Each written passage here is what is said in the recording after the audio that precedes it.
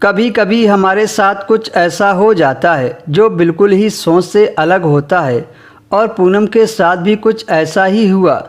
वह अपने देवर को फरिश्ता समझ रही थी, पर उसे क्या पता था कि उसके भोले भाले चेहरे के पीछे कौन सा चेहरा छिपा हुआ है।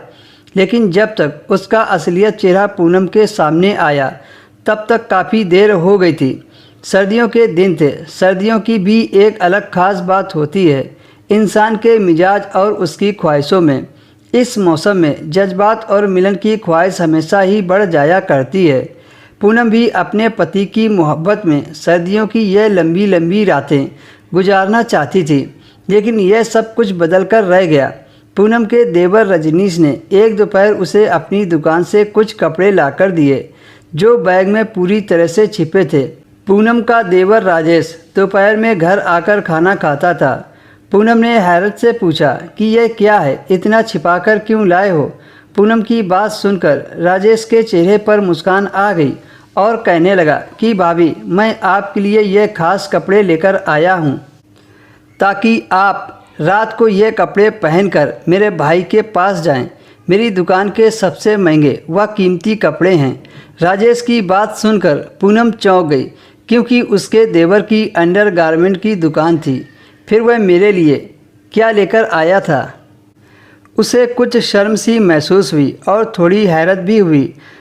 राजेश भला मुझे क्या लाकर दे सकता है। पूनम के चेहरे पर चिंता के भाव को देखते हुए राजेश कहने लगा कि भाभी, कल रात आपके और भाई की झगड़े की आवाज़ मेरे कमरे तक आ रही थी। मैं जानता हूँ कि भाई आपसे नाराज़ हैं, इसलिए ये खास कपड़े अपनी दुकान के आपके लिए लेकर आया हूँ।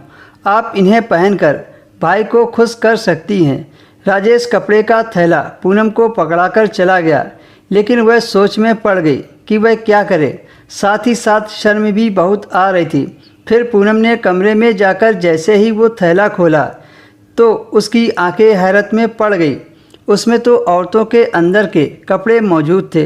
पूनम सोच रही थी कि राजेश मुझे इस तरह के कपड़े पहनने को कैसे दे सकता है। शायद राजेश मेरे साथ प्यार करना चाहता है, या फिर भाई को खुश देखने के लिए लाया था। खैर, पूनम वो कपड़े पहनकर अपने पति के सामने गई। उसका पति देखकर खुश हो गया और राजेश की वजह से पूनम का पति खूब प्यार करने लगा।